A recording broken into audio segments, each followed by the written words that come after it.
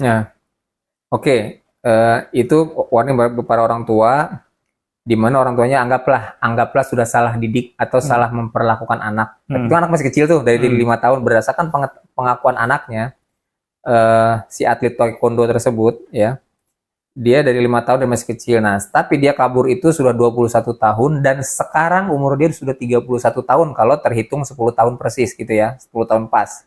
Berarti umur dia sekarang 31 tahun dan ternyata katanya sebagaimana pengakuannya dia sudah punya anak. Hmm. Berarti dia sudah dewasa, Iya, sudah puluh ibu-ibu satu lah ya tahun kan, sudah sudah dewasa, sudah Pak. jadi ibu dong, bukan Hmm. anak lagi gitu. Nah, apakah ini sudah tidak bisa di apa ya? Ya masa dia posisinya jadi kayak anak-anak remaja terus sih yang masih labil, yang mama pokoknya saya nggak mau, saya mau minggat dari Oh, rumah. maksudnya Pak Afi si anak harus legowo. Jadi si anak ini kan sudah dewasa, sudahlah Iya. sudah dewasa. Ini orang tua, Lupakanlah iya semuanya. orang tua kamu Hmm. juga sudah punya anak. Iya. Ini orang tua kamu pulang lah, ya minimal kalaupun ya saya nggak mungkin pulang, sudah nikah, udah punya Iya. keluarga. Jadi Saya bukan paham. pulang dalam arti tinggal di rumah, tapi pulang silaturahim, Hmm. kembali merajut tali silaturahim antara orang tua.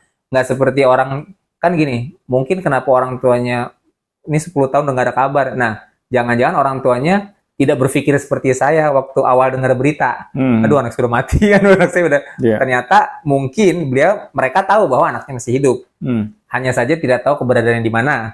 Tidak bisa dihubungi HP-nya, ada misalnya seperti itu kan? Tidak, atau mungkin memang dulu belum ada alat komunikasi atau belum megang HP misalnya. Tapi intinya adalah mungkin entah mereka dapat info dari mana, atau mungkin pernah ketemu di jalan atau pernah bagaimana ceritanya. Nah, saya yakin jangan-jangan orang tua ini sebetulnya tahu bahwa anaknya masih hidup dan sebetulnya berada di suatu tempat cuman nggak mau pulang gitu. Jadi viral ini bukan kayak orang yang anaknya benar-benar hilang. Itu Gitu. hanya kita berasumsi, Pak ya. Ya, itu asumsi saya. Anggaplah itu asumsi saya. Tapi orang tua ini ketika dia mengetahui hal itu, oh ternyata dia sudah yakin bahwa ternyata anak saya masih hidup, sudah menikah, tinggal di suatu tempat yang kami nggak tahu karena dia nggak pernah ngabarin. Dia berharap dia ini viralkan supaya anak itu minimal dia kembali ya bersilaturahim, merajut tali silaturahim. Kalau saya paham yang Pak Doni bilang tadi, kalau anaknya masih remaja, masih ABG, tidak, ya saya tidak mau, saya mau mencari pekerjaan atau mau keliling dunia atau mau mencari tempat yang dimana saya diperlakukan seperti manusia. Nah, tapi kan ini udah dewasa, sudah ibu-ibu, sudah punya anak, gitu. Apakah cara pemikirannya nggak bisa yang seperti saya bilang tadi, yaudahlah pulang, apa Pak, Bu, siapapun yang salah di antara kita, saya mohon maaf atau enggak, ya saya maafkan kalian orang tua yang udah menyiksa saya misalnya gitu Ya, kan. ini yang tadi saya bilang di awal, Pak. Ini beda, Pak. Ini luka batin. Yang menyebabkan luka batin tersebut adalah orang terdekat sendiri, Pak, yaitu orang tua. Pasti akan lebih sulit, Pak, untuk bisa mengobati luka batin tersebut. Ya tadi kan saya bilang, kalau misalnya pacarnya lah yang menyiksa, mungkin dia akan cepat legowo, Pak. Karena nggak ada ikatan batin, Pak. Cepat move on ya. Cepat move on. Istilah anak sekarang. Ya, cepat untuk memaafkan lah. Ya. Tapi kalau orang tua sendiri, Pak, ya, darah daging kita sendiri, Pak, yang menyiksa kita. Apapun alasannya, Pak. Nggak semua orang, Pak, bisa langsung move on. Bisa langsung memaafkan.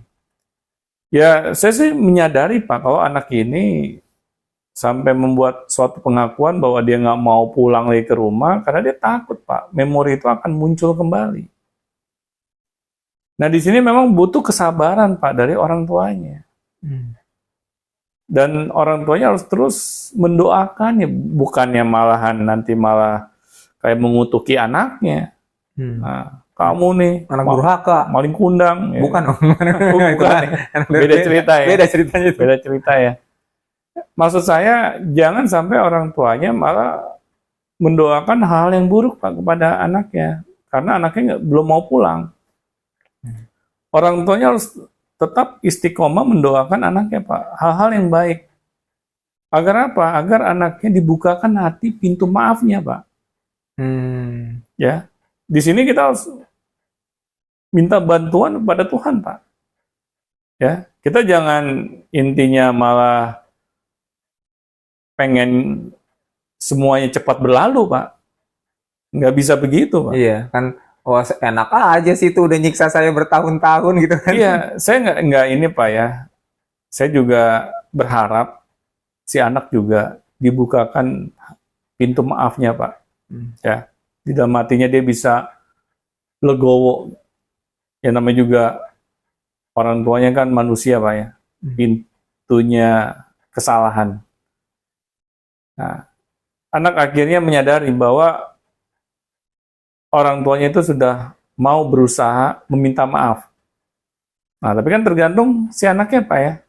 Dia mau memaafkan nggak? Iya, kan permintaan orang tuanya adalah supaya anaknya itu pulang. Ya, Ya at least pulang itu bukan definisi tinggal di rumah kembali, tapi kan saya nggak tahu juga nih pulang itu maunya pulang itu seperti apa. Tapi maksudnya mungkin kalau saya lebih kepada anak ini silaturahim nongol lagi kayak kan mama udah kangen kan. Tadi di video kan mama kangen pulang nak gitu kan. Maksudnya kan berarti kan lebih kepada silaturahim lah gitu kan. iya benar. Tapi kan anak ini masih ada trauma Pak Iya. di dalam dirinya, nggak bisa dipaksa. Malah orang tuanya harus bersabar. Terus mendoakan yang baik-baik agar anaknya tersebut terbuka hatinya Pak. Jangan ego lagi Pak yang muncul di sini. Iya, kalau ego itu nggak kelar-kelar Pak. Iya, Sampai mati juga nggak kelar-kelar kalau udah ego lagi. benar Pak. Jadi di sini maksud saya warning bagi para orang tua. Ini bisa jadikan sebagai pembelajaran Pak.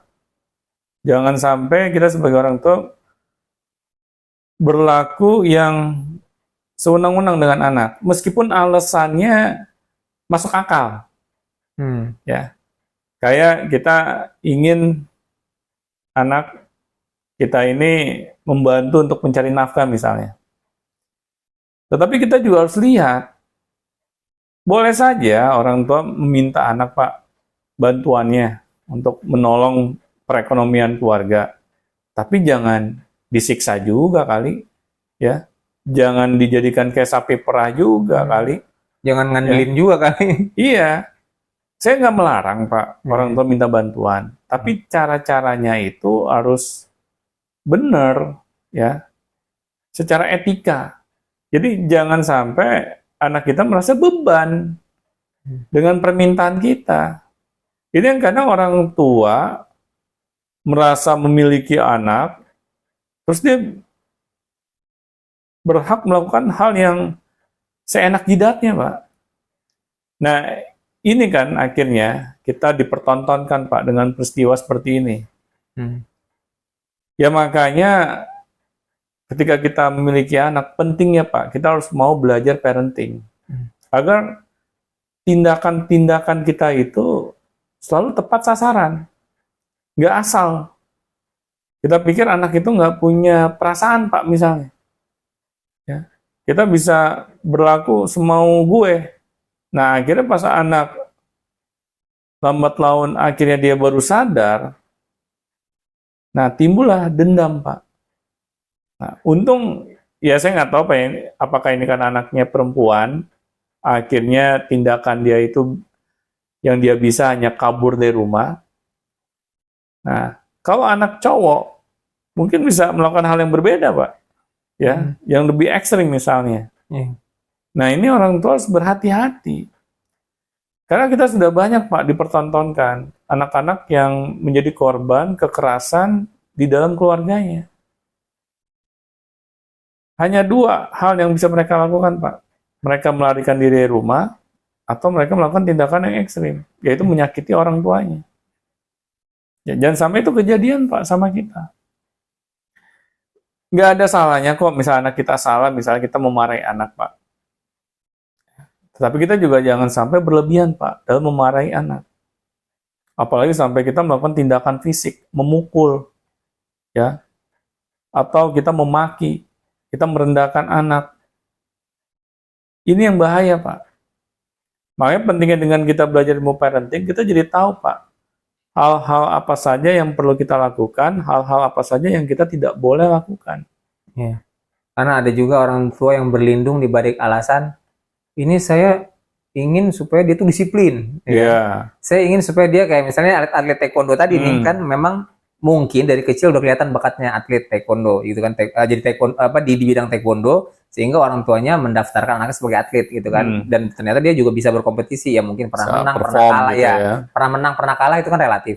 Tapi ketika kalah dibully ya kan, berdasarkan pengakuan yang di video tadi, kalau kalah dia dibully, kalau ya saya nggak tahu kalau menang dikasih hadiah atau enggak, tapi kan artinya gini, sebetulnya yang punya cita-cita ini siapa? Sebetulnya orang tua mendukung cita-cita anak, atau orang tua menjadikan sapi perah anak gitu kan. Jadi gitu, apa namanya, kadang orang tua berlindung di balik alasan itu.